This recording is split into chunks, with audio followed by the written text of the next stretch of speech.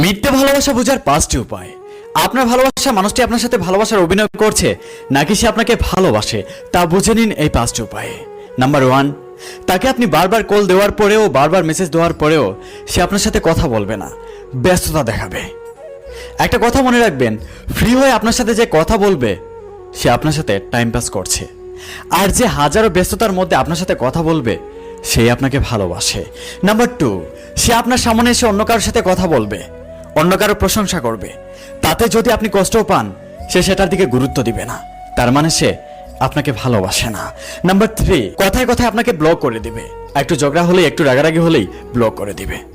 একটা কথা মনে রাখবেন, যে আপনাকে সত্যিকারের ভালোবাসবে সে কখনো ব্লক করবে না, হাজার ঝগড়া হলেও ব্লকের হুমকি দিবে না। নাম্বার 4, যে আপনাকে সত্যিকারের ভালোবাসবে সে কখনো আপনার সাথে ঘন্টার পর ঘন্টা কথা বলতে চাইবে না, সে লাইক করতে হবে না, শুধু কথাগুলো শুনে যাও।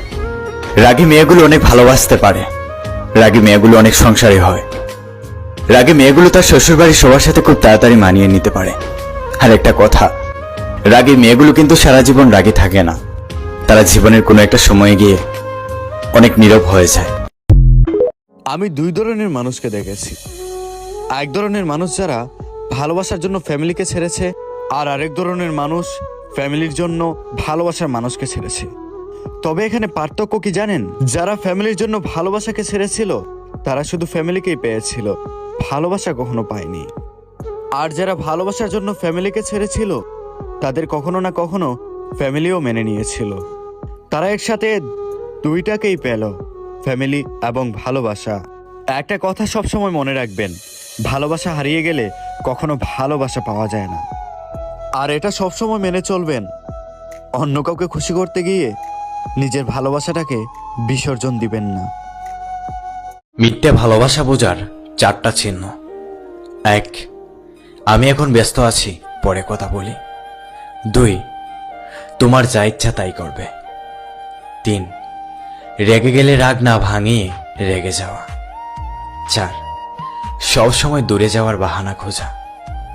এই 4টা চিহ্ন যদি আপনার ভালোবাসার মানুষটির মধ্যে দেখেন তাহলে সে আপনাকে ভালোবাসে না, সে আপনার সাথে ভালোবাসার অভিনয় করছে। এতটা ভালোবেসেও তোমার পারফেক্ট হতে পারলাম না। আবার দেখো, সঠিক মানুষ খুঁজতে গিয়ে ভুল মানুষের মাই পইরো না। যারা বউকে বেশি ভালোবাসে তাদের কাছে মা অসহায়, যারা মাকে বেশি ভালোবাসে তাদের কাছে বউ অসহায়। মা বলে, তোরে 10 মাস 10 দিন গর্ভে রেখে কষ্ট করে লালন পালন করে বড় করেছি, এখন তুই বড় হয়ে বউ পেয়ে আমাকে ভুলে গেলি। আর বউ বলে, আমার বাবা মা ভাই বোন সকলকে ছেড়ে তোমার ঘরে এসেছি একটু সুখের জন্য। তুমি পুরুষ মানুষ, তুমি এখন পড়লা বিপদে, তুমি কি করবা? কথাগুলো মনোযোগ দিয়ে শোনো। তোমার বউয়ের বয়স 18 বছর, তোমার মায়ের বয়স 60-70 বছর। মানুষের বয়স যত বাড়তে থাকে মানুষ তত ছোট বাচ্চাদের মতো হয়ে যায়।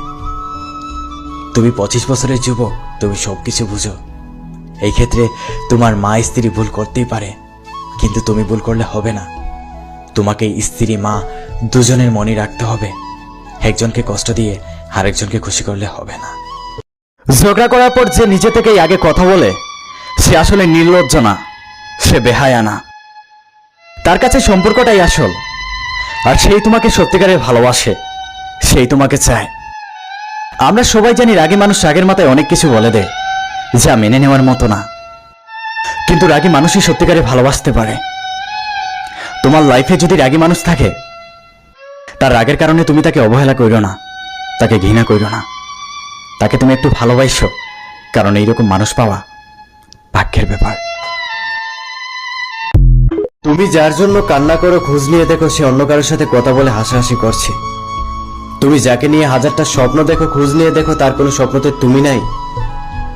তুমি যার মেসেজের অপেক্ষা করছো যে সে তোমাকে মেসেজ দিবে, খোঁজ নিয়ে দেখো সে তোমাকে মেসেজ দেওয়ার কথাটাই ভুলে গেছে। আসলে আমরা সবসময় একটা ভুল করি, যারা আমাদেরকে গুরুত্ব দেয় না তাদের কাছেই আমরা গুরুত্ব খুঁজি। পরিবারের ছোট মেয়েগুলো অনেক কিউট হয়, যদিও তাদের ঘাড় একটু বেশি তেরা হয়। তাদের ঘাড় একবার তেরা হয়ে গেলে কেউ এত সহজে সোজা করতে পারে না। পরিবারের ছোট মেয়েগুলো প্রয়োজনের থেকেও বেশি ন্যাকামি করে। পরিবারের ছোট মেয়েদেরকে যেমনি সবাই ভালোবাসে তেমনি সবাই শাসনও করে। পরিবারের ছোট মেয়েগুলো কই? কমেন্ট করে যাও। যেই মানুষটা তোমাকে বলে আমি তোমাকে অনেক ভালোবাসি, তোমাকে ছাড়া আমি বাঁচবো না, তোমাকে আমি কখনো ছেড়ে যাব না, সত্যিকার অর্থে সেই মানুষটা তোমাকে ছাড়া বাঁচতে পারবে। আর একটা সময় সেই মানুষটা তোমাকে ছেড়ে চলে যাবে, তোমাকে অনেক বাজেভাবে ঠকাবে। কথাটা মিলে আনিও। সবাই বলে সম্পর্ক টিকিয়ে রাখতে হলে দুজনের মধ্যে একজনকে প্রচুর পরিমাণের বেহায়া হতে হয়। আমি এমনও দেখেছি সম্পর্ক টিকিয়ে রাখতে গিয়ে দুজনের মধ্যে একজন বেহায়ার থেকে আরো নিচে নেমে গিয়েছিল, কিন্তু সম্পর্ক টিকিয়ে রাখতে পারেনি। আসলে সে তোমাকে বুঝবে না, তুমি তার গোলাম হয়ে থাকলেও সে তোমাকে বুঝবে না। আর যে তোমাকে বোঝার, সে তোমার অল্প ভালোবাসাতেই তোমাকে বুঝে যাবে।